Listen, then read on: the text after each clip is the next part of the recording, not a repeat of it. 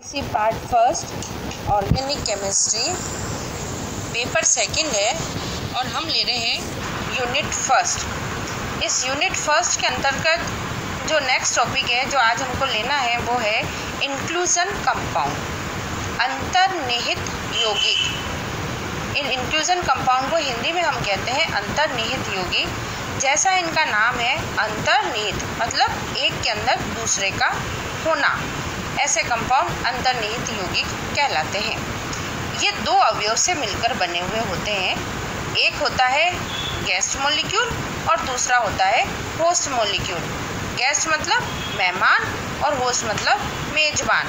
तो मेजबान के अंदर मेहमान कैद होता है, तो एक के अंदर दूसरा है, मेजबान के अंदर मेहमान है, इसलिए इसका नाम अंतर्निहित यौगिक है। ये तो केवल समझने वाली बात है।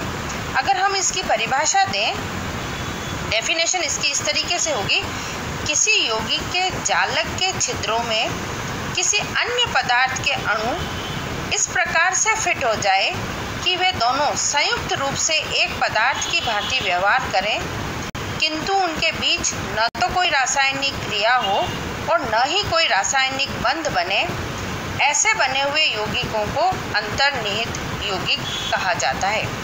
तो जो होस्ट मॉलिक्यूल है उसके अंदर गेस्ट मॉलिक्यूल फंस जाता है और वो दोनों मिलके एक कंपाउंड कहलाता है और वो इंक्लूजन कंपाउंड कहलाएंगे। ये दोनों एक दूसरे के अंदर होते तो हैं पर इनके बीच में कोई भी केमिकल रिएक्शन नहीं होती है और न ही कोई रासायनिक बंध, इसके अंदर बॉन्ड भी किसी तरीके का इसके बीच में नहीं बनता है। केवल इनके जो मॉलिक्यूल बनते हैं उनमें जो स्पेस हो जाता है उसके अंदर होस्ट मॉलिक्यूल फंस जाते हैं या कैद हो जाते हैं, उन्हीं को हम इंक्लूजन कंपाउंड कहते हैं। ये जो इंक्लूजन कंपाउंड है वो मेनली टू टाइप्स के होते हैं। एक होते हैं चैनल कंपाउंड, वाहिका या नाल संकुल, और दूसरे होते हैं क्लेथरेट कंपाउंड, क्लेथरेट यौगिक। ये टू टाइप्स के हैं, दोनों के अंदर ही होस्ट और गेस्ट होते हैं। बस केवल डिफरेंस कहाँ है, इनके जो होस्ट मॉलिक्यूल हैं उनके बीच में स्पेस का अंतर होता है और उसके अंदर गेस्ट अलग अलग फंसते हैं। बस यही डिफरेंस इसके अंदर आएगा। एक एक करके हम लें। पहला हम लेते हैं चैनल कंपाउंड। इसमें होस्ट मॉलिक्यूल इस प्रकार से अरेंज रहते हैं कि उनमें एक नाली जैसी रिक्त स्थान रह जाए, एक पूरी की पूरी चैनल बन जाती है, मतलब एक लंबी नाली जो है उस तरीके का स्पेस इसके अंदर रह जाएगा। अब यदि इस नाल में या नाली में कोई लॉन्ग चेन वाला यौगिक वहाँ प्रेजेंट हो तो वो उस नाल में फंस जाता है। तो वो जो नाली बनी वो तो किसकी बनी, होस्ट की बनी, और फंसेगा कौन सा, जो उस तरीके के स्ट्रक्चर वाला होगा। तो जिसकी स्ट्रक्चर इस नाली जैसी होगी वो उसके अंदर फंस जाएगा और नाल यौगिकों का निर्माण इसके अंदर होता है।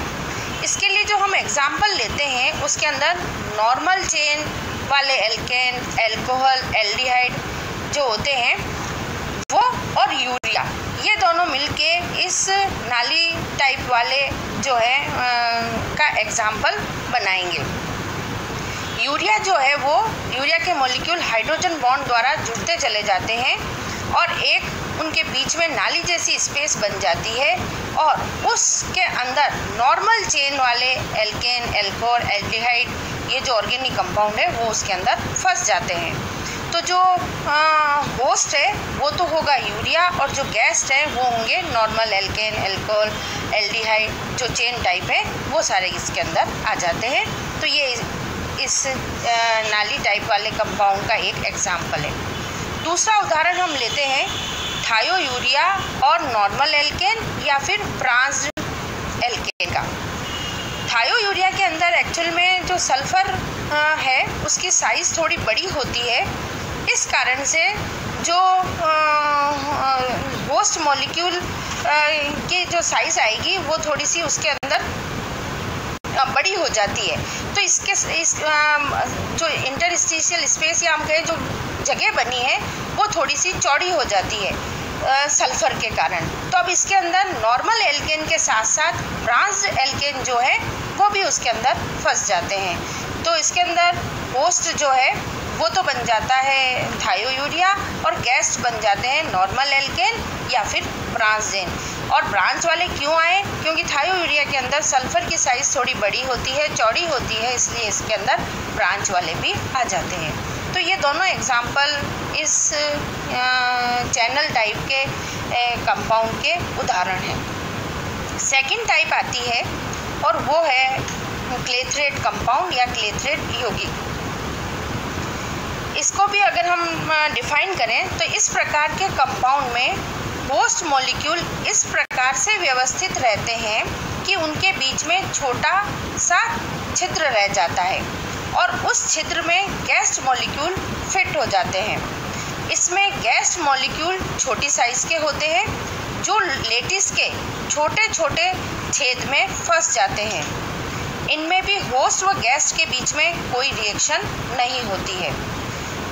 ये उसी समय बनते हैं जब होस्ट की क्रिस्टल स्ट्रक्चर बनते समय गेस्ट मॉलिक्यूल भी प्रेजेंट हो। कहने का मतलब ये है कि जो हमने चैनल टाइप के कंपाउंड ली उसके अंदर जो स्पेस बनती है वो थोड़ी ज़्यादा लंबी बनती है और क्लेथरेट कंपाउंड के अंदर जो स्पेस होस्ट मॉलिक्यूल की होती है वो छोटे छोटे छेद में होती है, वो छोटे साइज़ में होती है। इसलिए इसके अंदर जो गेस्ट मॉलिक्यूल फंसेगा वो भी साइज़ में छोटा होगा, क्योंकि लेटिस के बीच में छेद जो है वो थोड़े छोटे होते हैं। इसलिए गेस्ट जो आता है वो भी छोटी साइज़ का ही आता है। इसका जो हम उदाहरण लें वो लेते हैं हम क्यूनोल मॉलिक्यूल। और जो क्यूनोल मॉलिक्यूल जो है वो हाइड्रोजन बॉन्ड द्वारा जुड़े रहते हैं और वो जब जुड़ते हैं तो उनके बीच बीच में भी स्पेस रह जाती है और उस स्पेस के अंदर sulphur dioxide, carbon dioxide, H2S, argon, इनके मॉलिक्यूल उसके अंदर बंद हो जाते हैं। तो ये क्लेथरेट कंपाउंड के एग्जाम्पल है।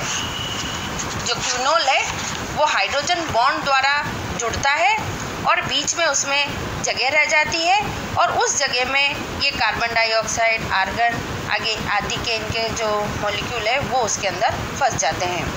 ये क्लेथरेट कंपाउंड स्टेबल होते हैं और गर्म करने पर किसी ऑर्गेनिक सॉल्वेंट में इनको डिज़ोल्व करें तो गैस मॉलिक्यूल इसमें से बाहर निकल जाता है। तो इस प्रकार से हम इसका एक स्ट्रक्चर बना सकते हैं क्लेथरेट कंपाउंड का।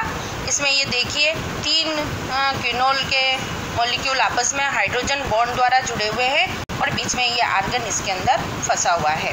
तो इस तरीके से ये जो दोनों हैं वो इंक्लूजन कंपाउंड के एग्जाम्पल हैं कि इसके अंदर दोनों में ही गेस्ट और होस्ट होते हैं। बस केवल अंतर कहाँ आता है कि बीच की जो स्पेस है उसके साइज़ के अंदर अंतर होता है और उसी के आधार पर हमने इनको 2 भागों के अंदर बांटा है।